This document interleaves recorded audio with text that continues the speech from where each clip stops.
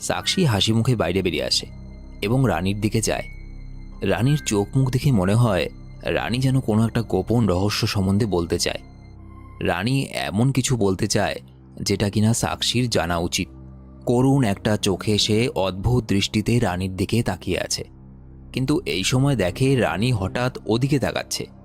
সাক্ষী তাকিয়ে দেখে ভান্যদেবীকে দেখে রানী ভয় পেয়েছে এবং ভান্যদেবী কেমন একটা অদ্ভুত দৃষ্টিতে তাকিয়ে আছে রানীর দিকে।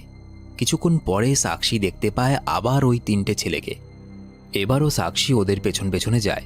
পেছনে সেই ঘরটার সামনে গিয়ে দেখে ঘরের বাইরে একটা রেডিও রাখা আছে, একটা পুরনো রেডিও, আর রেডিওতে একটা ক্যাসেট লাগানো আছে।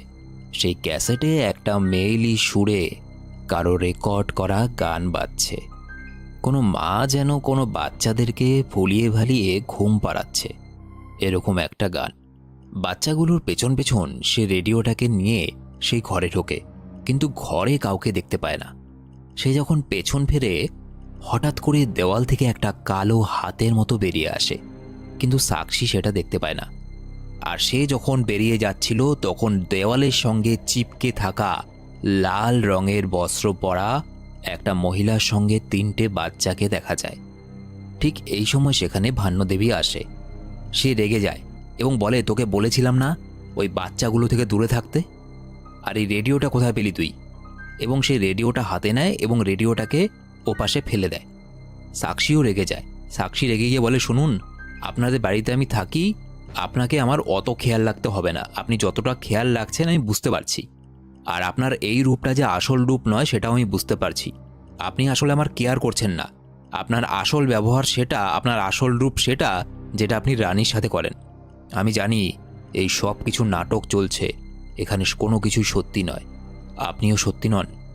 এবং সে রেগে গিয়ে ঘরে যায় এবং দরজা লাগিয়ে দেয়। সন্ধ্যের পরপর হেমন্তের আওয়াজে তার চোখ খোলে। দৌড়ে গিয়ে দেখে হেমন্ত ফিরে এসেছে, আর ভান্যদেবী হেমন্তের খোঁজ খবর নিচ্ছে। হেমন্তকে দেখে সাক্ষীর চোখে জল চলে আসে। যেহেতু সন্ধ্যা হয়ে গেছে, ভান্যদেবী সেখান থেকে একটা লণ্ঠন নিয়ে ক্ষেতের পথ ধরে চলে যায়। সাক্ষী হেমন্তকে বলে, হেমন্ত, আমার এখানে কেমন যেন সবকিছু অদ্ভুত লাগছে। ওই যে ওই মহিলা আমার ওপরে সবসময় নজর রাখে। আমার মনে হয় ও আমাদের পেটের বাচ্চাটার দিকে নজর রাখে, কারণ ওর ছেলের বউ বাচ্চার জন্ম দিতে পারেনি। আমার মনে হয় ওরা আমাদের বাচ্চাটাকে চায়। হেমন্ত বলে, না না, এইসব কিছুই না। কেন এরকম করবে? উনি আমাকে ছেলের মতো ভালোবাসে, তোমাকে নিজের ছেলের বউয়ের মতো ভালোবাসে।